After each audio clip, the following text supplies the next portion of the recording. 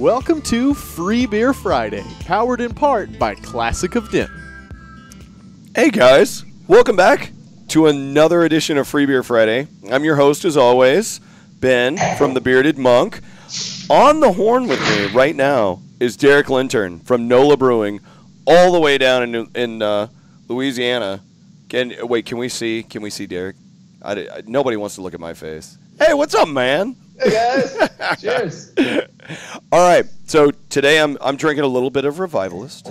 Yes, so very nice. We wanted to hang out and chat. Wait, what are you drinking right now? I'm doing a little ales for ALS fundraiser we just released last week. Right on, dude. So you guys are doing fundraising work all over the place. Yeah, this is awesome. Okay, we need to get into some of these beers in a minute, but I want these folks to know a little bit more about NOLA and about you. Give everybody the rundown on NOLA Brewing. Sure. So we've been around for 9 years now. We have 9 year-round beers, but we started shortly after Katrina. We were the first production brewery back in New Orleans after Dixie closed down before Katrina. So we were kind of it was us and Abita basically in Louisiana. And, you know, as much as I like Abita, they're a very, very large brewery. So we were kind of like the new small guy. And, you know, we grew from there. We started with what the Louisiana market wanted, which was a blonde and a brown. Added our Havatulas IPA pretty soon after that. And kind of just grew with the market. You know, I always thought we were really behind the times, and that was kind of the reason I got into home brewing.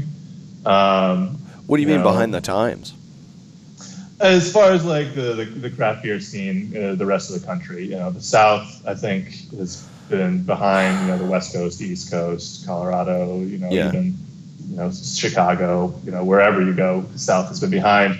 And Louisiana in particular, as well as Mississippi and Alabama a little bit as well, have been further behind than, say, Texas or Georgia or Florida, which, you know, have been pretty solid beer scenes. So we were kind of just having, you know, it was hard to get an IPA. I remember 10 years ago, we would get excited when Celebration came out because that was an IPA we could actually get here, and it would sell out like crazy. That was one of the whales back in the day. Golly, back in the day. Now, are you seeing a changeover though? I mean, for sure. With you guys being open for 9 years, really grown in the last few years. So in the past 4 years, I think we've had maybe 10 new breweries in Louisiana, South Louisiana. And the demand and the variety of stuff that we can get that's not here, brewed here as well, is greatly increased. Right.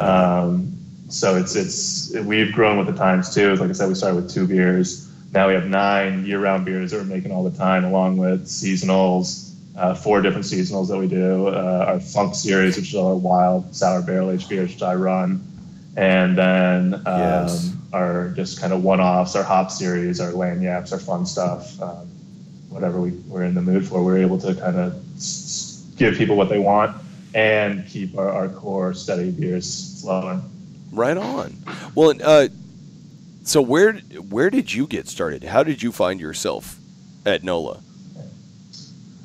My brewing career was started as a home brewer. I was 18 years old, you know, wide-eyed, and kind of got my first debit card and thought, hey, I can buy all the stuff you need to make beer legally online, and you know, I might as well give this a try. I thought I could hide it from my parents. I got one of those little Mr. Beer kits, which I don't really recommend anymore, but for an 18-year-old, it was great. It's a great way to start. Come on. You just it's like cooking ramen, right? You just put the packets in and let it go. Yeah, it is, but I mean, it's so much easier to do like a brew in a bag. I mean, you can use actual specialty grains and some hops. It doesn't take any more equipment. Anyway, I tried that. I was 18. I didn't know any better, and I definitely didn't know any better because I didn't realize how much smell it would make when I was hiding in my closet. And my parents definitely found it, and they thought I was pretty adventurous, and you know, I put enough effort into it. They let me actually finish it out, and you know, their one deal was I could only drink it if I stayed in the house, so we could like watch a movie as a family and try and like not very good pale ales. And But they had you there at home, and they could try the fruits of your labors. Yeah.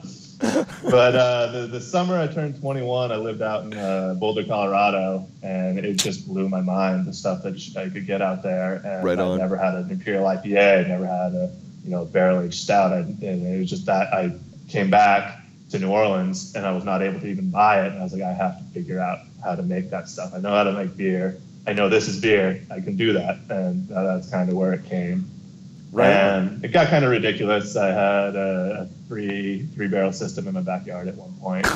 But that's luckily now here at the brewery. So it was put to good use. Nice. So that's your pilot system now? Is that it? Yes. Yeah, yep.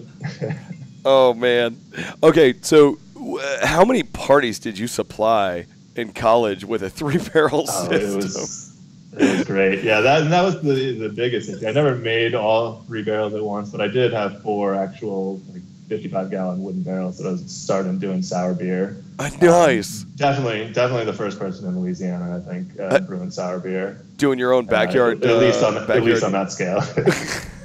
That's awesome. I mean, I still have cases of this stuff.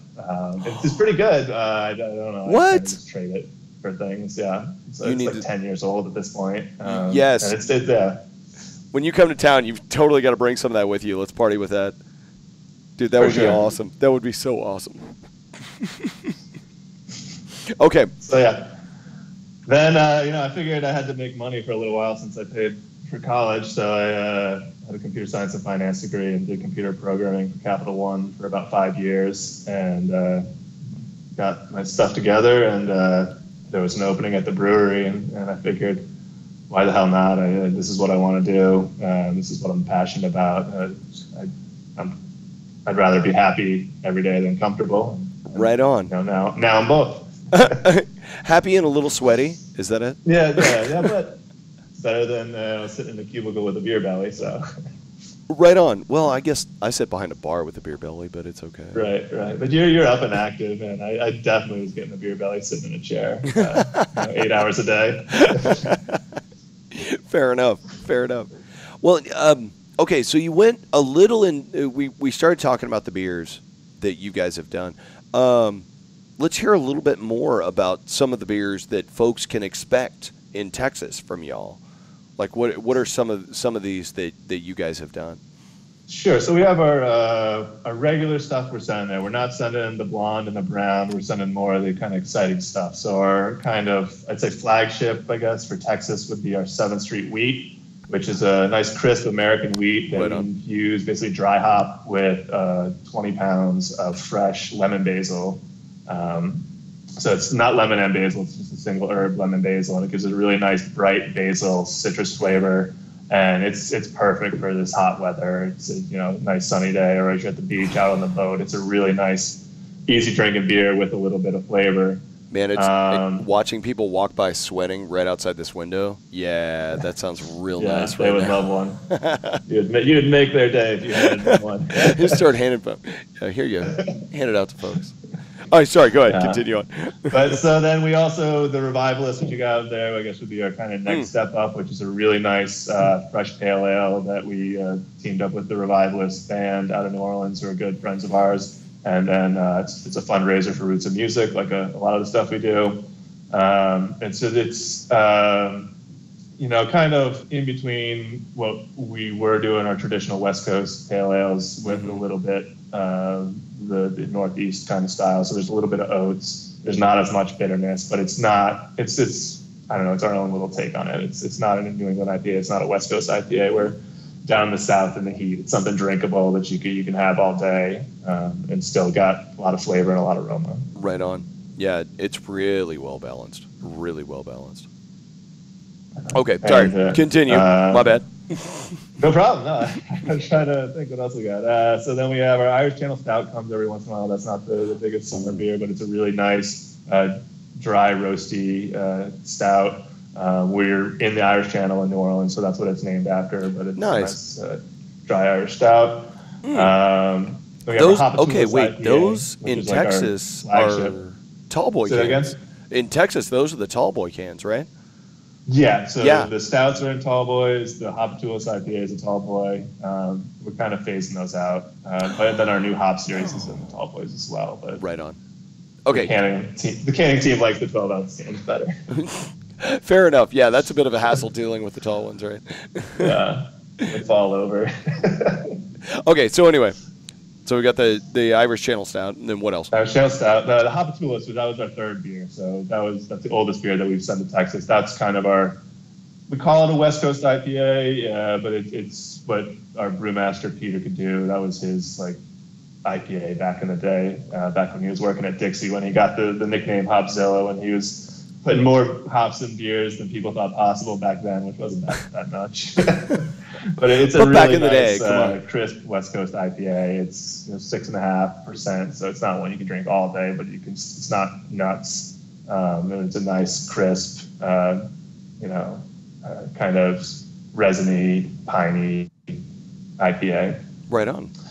Then we have our Copyright Infringement, which is our more kind of hazy, juicy style IPA. It's a little bit less bitter, a little fruitier, a little bit of oats, a little bit softer water. So that one we're doing pretty regularly.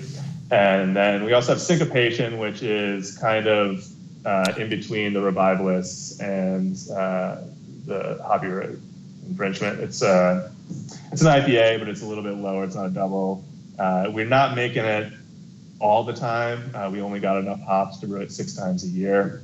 But it's a bunch of cool new hops that we're really excited about. And, that was a year ago when we found those hops. So now there's so many more that we're even more excited about. It's really interesting seeing how the hop game is changing and how, we have our contracts for our basic stuff, but just we're buying up whatever we can on the spot market to do one-time all beers. these weird one-off varietals of the hop, the growth. Yeah, exactly. Right on. We've always kind of limited ourselves before we had our labeler.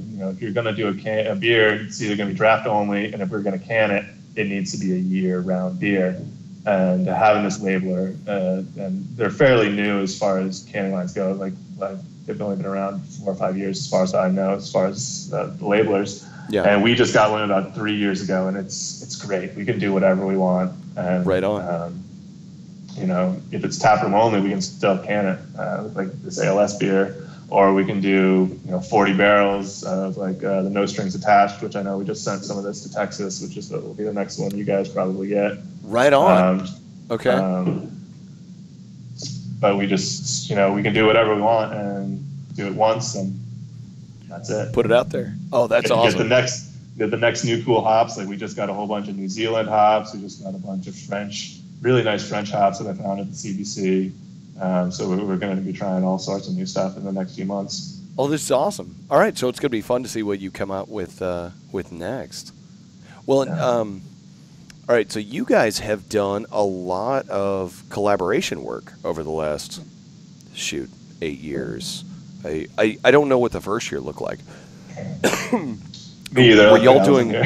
Well, okay, yeah, that was before your time too. But I know that you have done quite a few in the last 6. But do you have some favorite collaborations you've done? Because I mean, that's what this is essentially in its own right? What are some of the favorites? It is, but the ones with the breweries, I think are it's a lot about getting together with like-minded people and just kind of learning too. It's a learning experience. So our early collaborations I really liked, because I had mentioned we had the only printed cans. Or actually for our first 4 years we were draft only, so we didn't even have cans. So doing a different beer was a big deal. We needed to have a tap handle made, or we could do these little stickers sometimes too, and that's what we did with the collabs. But it was a whole ordeal. It was, you had to get a tap handle at a bar to be able to serve it.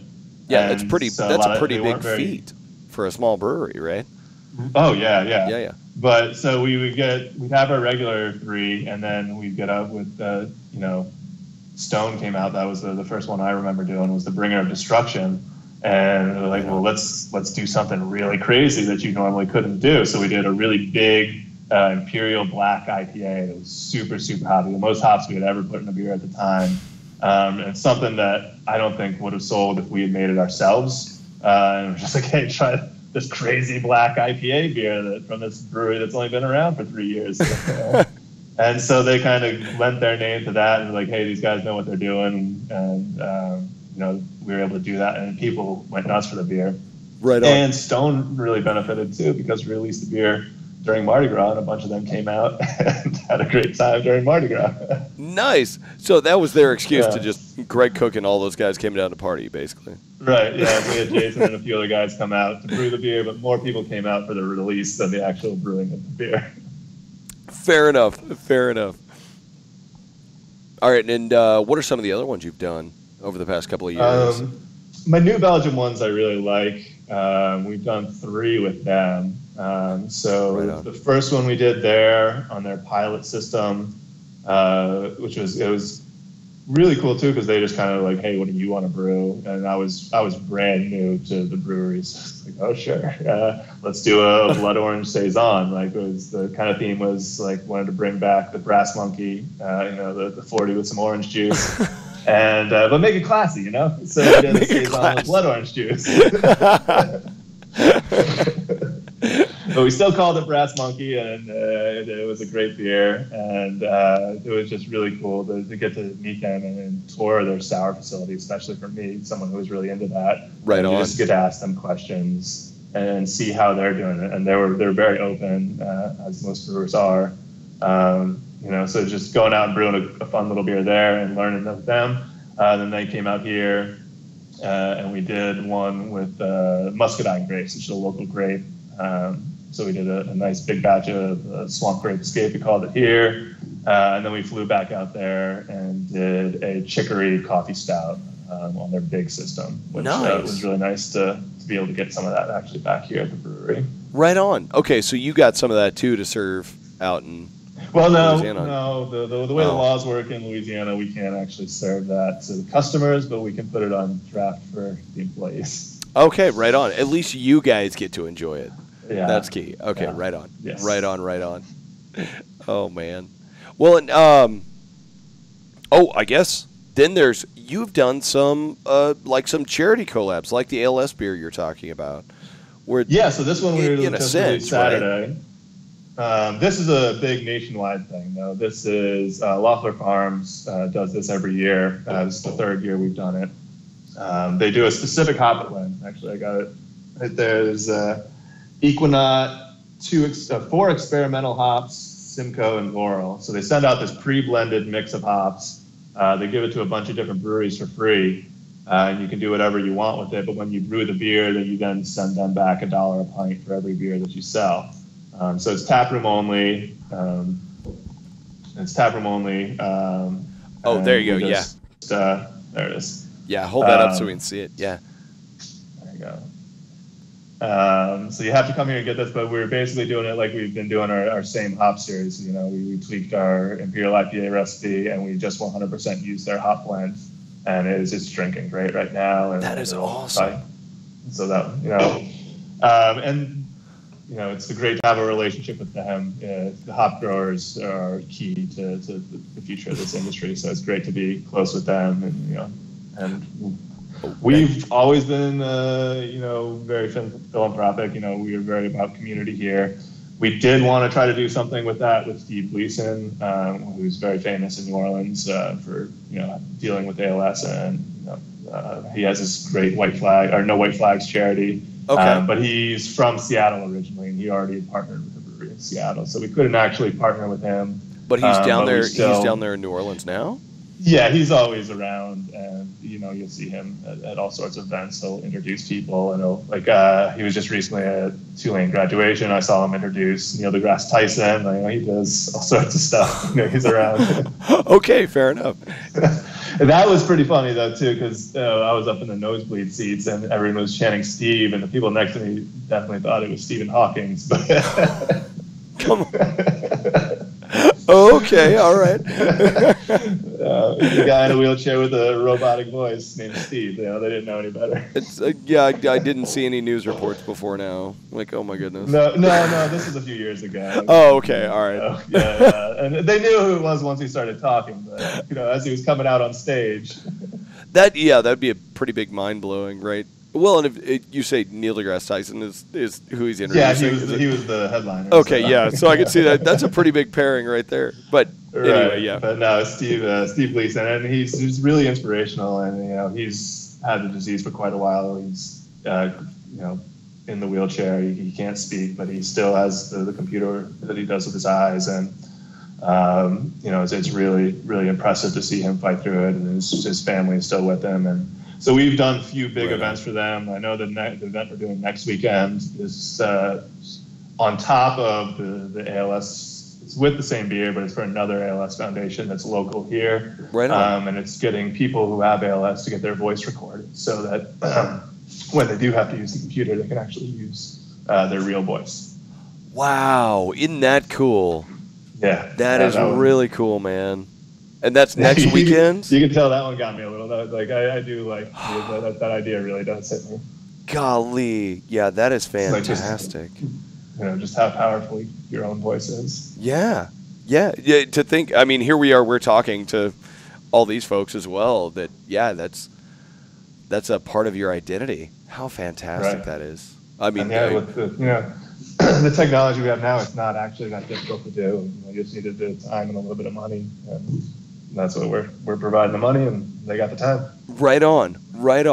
Well, and then the Revivalists, you paired up with these guys too. Yeah, so they're a great band. They're good friends of ours. With this beer, we originally did with Rebirth Brass Band. It was the first time we tried it. And we did it 3 years with them, and it was a fundraiser for Roots of Music. It's this local charity that gets kids an after-school program, so they come there, they do their homework, they get an after-school snack, and then they learn music, and they learn how to play, they learn how to march, and then they'll march, and I think it's like 6 different Mardi Gras parades throughout the season. They'll do different marches, they'll put on concerts. So it's really just, giving these kids an after-school program, teaching them a skill, but also just continuing the legacy of New Orleans music culture. Right on. Because, these are going to be the next people that we're going to, these will be the next legends, some of them. Dude, I love that idea. Absolutely love that idea. Yeah, well, thank you for doing all of this. Oh, whoa. Some of the folks that bring your beer into this state just wandered in. All right. We're about to get in trouble. Oh, and that, guys, to all of y'all out there in radio, visual, internet land, if you want to come down, I'm going to be handing out free samples here in a little bit of the Revivalists of this pale ale. So if you want to come down and try some, I'm going to give you free samples at the Denton Welcome Center. Then I'm going to go back and drink more of this. And for every can that you buy at the Bearded Monk, we're going to donate another $1 to the Roots of Music Foundation that Derek was just talking about. And awesome. Thank you. Yeah, absolutely, man. Dude, that is an awesome cause. That's an absolutely awesome cause. Well, you're in the brewery. Are you up for walking us around a little bit?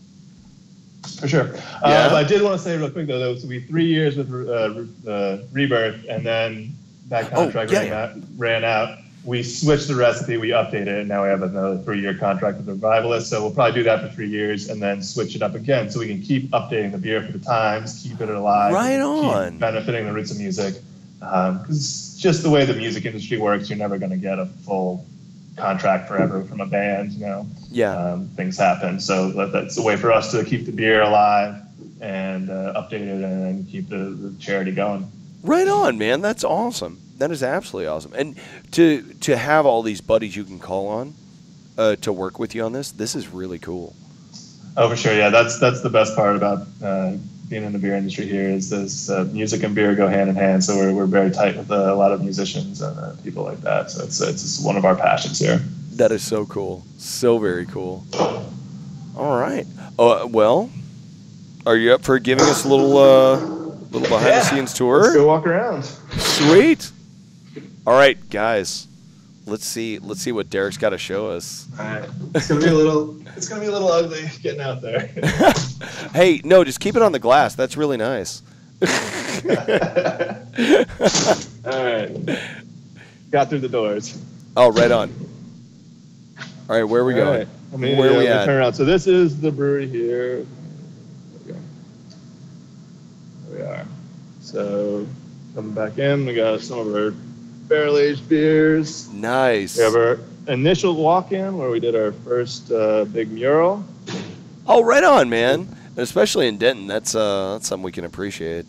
Dude, that is cool. And so that was kind of, we got our philosophy there, which is beer first, then team, then community, then profit. That was kind of the idea behind that. So community has always been a huge part of the brewery.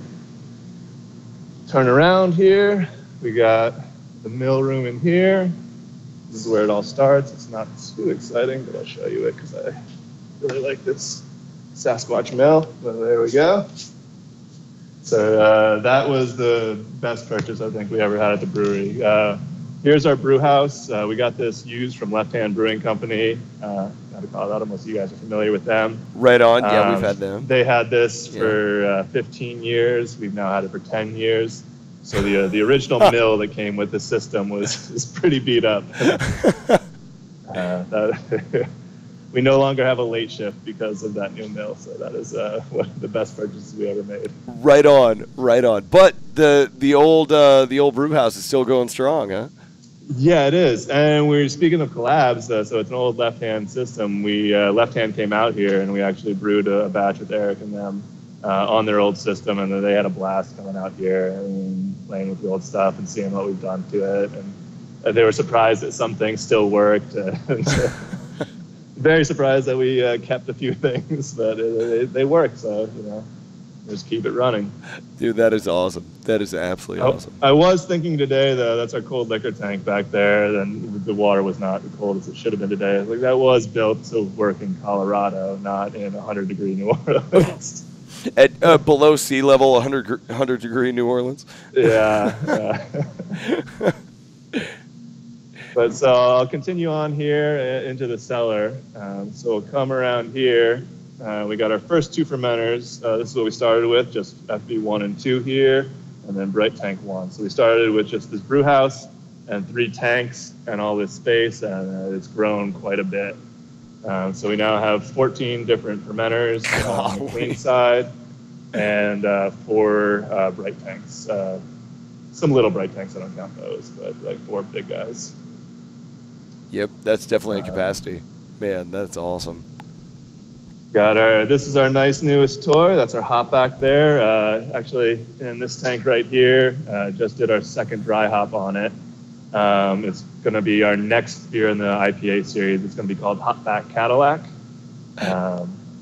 So that's our first attempt at using that sucker. So that's another way for us to just cram more hops into these really juicy IPAs. Right on. Right on. What else we got? Here's our pilot little fermenter. And I did mention it earlier, so I'll point it out. But there's my old 3-barrel homebrew system from back in the day.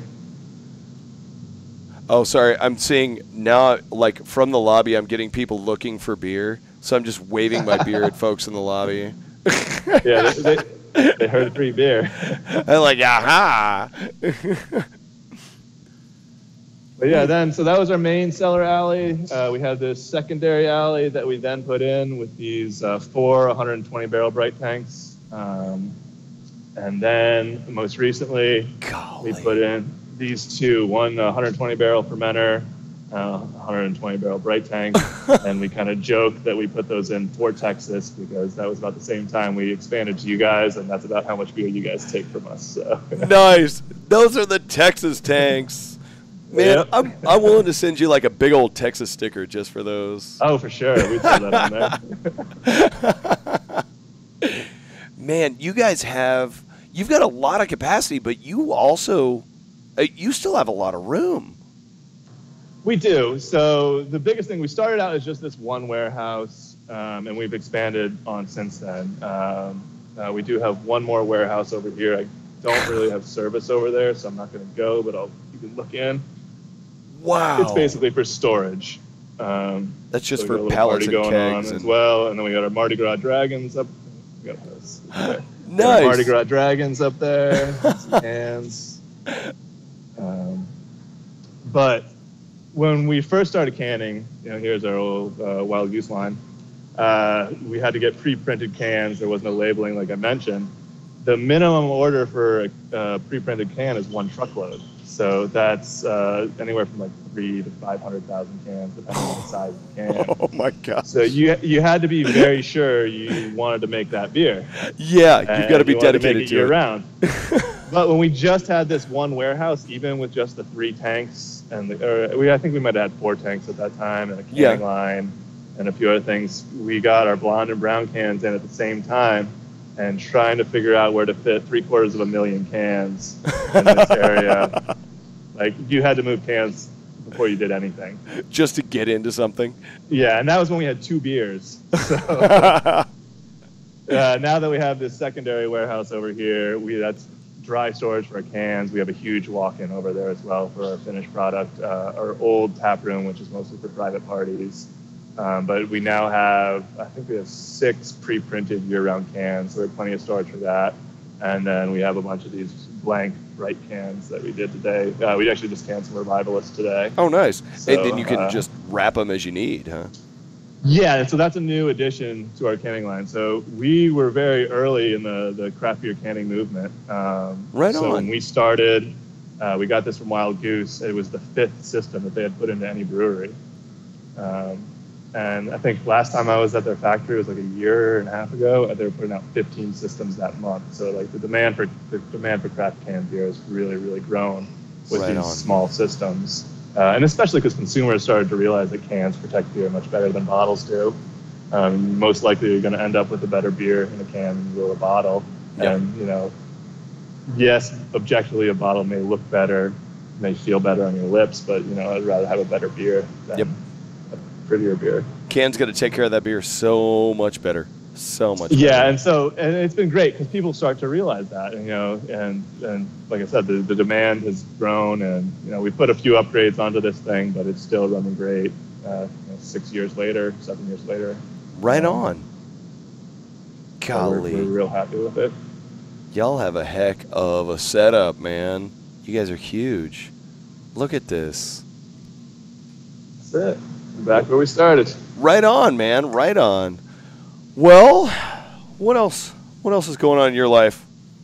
How should we? Hey, okay, I got one. How many brewers can say they got sued by Godzilla? Just one. you don't even wish that on your worst enemy. Well, I guess it's better case than him like destroying your house. Oh, you want to go into that at all? Yeah, I can. It's been long. I think statute of limitations is over. So we made a beer called Mecha Hopzilla. Our brewmaster, Peter Cadu, is a brewing legend as far as I'm concerned. He was the head brewer at Dixie when it finished. He was there for probably 30 years. He would brew every day at Dixie, and then he'd go home, and he was one of the most prolific homebrewers I knew when I was first homebrewing in New Orleans, and he taught me a lot as a homebrewer. But every time I gave him a beer, the only thing he ever said to me is, "That's pretty good. Could use more hops." Sorry. And so he had gotten this nickname Hopzilla because he was making these IPAs that were just unheard of at the time. Hopatulis was one of them, and it's a basic standard West Coast IPA, but in Louisiana, that was just mind-blowing. Out there. Yeah, like, what is this?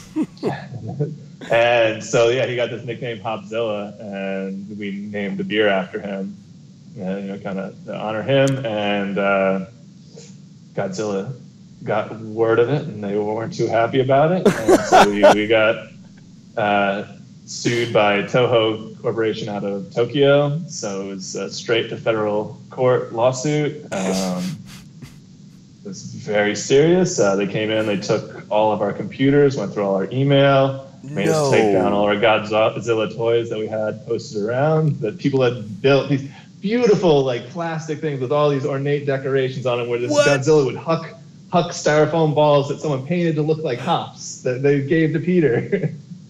We had to take all that down, and then during the lawsuit, and then we finally settled with them because the choice was, hey, it's like 50-50. You might win. You probably didn't copy Godzilla making this thing. Yeah. But they think your tap handle looks a lot like a toy, and they have the right to toys that look like Godzilla. So, you could lose. If you win, you get to keep making the beer. Nothing happens. If you lose, you have to pay their legal fees and our legal fees and the court fees, and your brewery goes out of business. Oh, gosh. So we decided to settle. And with that settling, they had the rights to our next name, our can. So they said the lizard couldn't be green; it had to be red, which makes no sense because Mechagodzilla is silver, and Godzilla is not even definitely not neon green. Anyway, so they wanted a red lizard, and it was called Mecha. And so it no longer kind of meant anything to us, but that's what we had to do because of the lawsuit. And then once we kind of got through our 500,000 cans of that. Actually, we ordered a couple batches, but we went through a few years of that and kind of just decided that it doesn't really mean that much to us as a beer. The times have changed. We'd like to update it. And so we decided to come up with a new recipe, but we wanted to name it in honor of that. And so we came up with the name Copyright Infringement, for all the poor suckers out there. For everyone that can identify, yes. Yeah, because it is a big issue in the industry. There's 5,000 plus breweries putting out hundreds of beers a year. It's so easy to name the beer the same thing as another brewery. So that's one thing we always are worried about. We were never worried about other entities coming in because, usually copyright has to do with the product. So I know maybe if it's a wine, we wouldn't name it after a wine. Or a spirit, unless we're aging in that barrel or something. But we were never really worried about imaginary creatures coming out of the depths to sue us. Of all the stuff you could have been worried about, you got to worry about Godzilla coming out. It wasn't on my radar, no. All right, that is definitely a unique one you've got to deal with. Yeah. Oh, man. People still bring it up all the time. Like recently, we brewed a beer. We named it after inspiration of the Talking Heads because David Byrne was in town for Jazz Fest. So we had some guys from Highwire come in town, did a collaboration with them. One of the guys, Ben, used to work with us, so we have a really good relationship with them. And we made a beer called Flippy Floppy after the Making Flippy Floppy Talking Heads song. But you saw people online like, oh, you're trying to get sued again? I don't think David Byrne would sue us, but it's already done. So we've already ceased and desisted. It's all gone. Even if something's wrong, it's okay. It's all gone. All right. Well, but it was great because we brewed the beer that day, and then we had a Talking Heads cover band play that night, and then that was Friday, and then Sunday, David Byrne played on Sunday. So it was a great weekend. Nice. Oh yeah, so you're fine there. You've got less to worry from them. Yeah. Man, Derek, this has been so much fun, dude. This has been absolutely fun.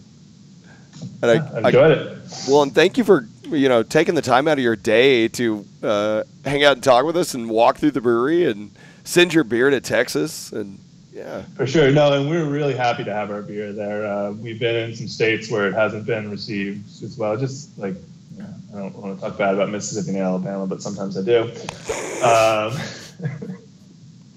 But the people in Texas really, there's a very good hop scene there. The funk beers, which we didn't even really get into any of our wild and barrel-aged beers, have been really well received there. But it's been really nice for us because that allows us to brew more of that, the stuff that we like. Because Blonde still is our biggest seller. It's a great beer, it's just not that exciting, So I'd rather brew more of other stuff. And, the more brew house capacity we can put to the stuff that really inspires me and keeps me interested, I'd rather do that. As we got to keep the tanks full. Blonde does that, and I'm happy to make that for people. But the more cool stuff we can make, the happier I am. Let's get more of the crazy out in the world. Yeah, I love it. Absolutely love it. Well, again, Derek, thank you, man, and thanks to everybody else that joined us for this episode of Free Beer Friday. I guess I'm gonna hang out and serve some beer, and then I'm gonna go back to the Monk and drink some more Revivalist. And it's Shotgun Friday. y'all do Shotgun Friday, Derek? We don't. We used to. We had some. People fall into a garbage can. All right, so far nobody's fallen into a garbage can with us. It has been all good. I don't ever recommend shotgunning anything that has Zilla in the tree. All right, fair enough. That gets really bad. Well, I am probably gonna shotgun some of these tonight back at the mug, so I will do it in honor of y'all. All right. Well, you all enjoy yourself. Tell Martina I said hi. Will do. And we'll talk to you later. Have a great one. And everybody in Radioland, thank you for joining us. And we'll see you guys next week. And have a great weekend from everybody here at Free Beer Friday. Great. Cheers. Bye. Hey, guys. Ben Easley from The Bearded Monk, here to talk about Free Beer Friday, our show here on Denton Radio. If you want to learn everything about craft beer in Denton, Texas, the world, oh man, download Free Beer Friday everywhere you find podcasts. Okay, you're up here, right? Yep. So I kept... Well, thank you for tuning in. We hope you enjoyed the show. Be sure to check out DentonRadio.com for new Denton artists and where they're playing next. While you're surfing the internet, make sure you check out our friends Classic of Denton at ClassicofDenton.com.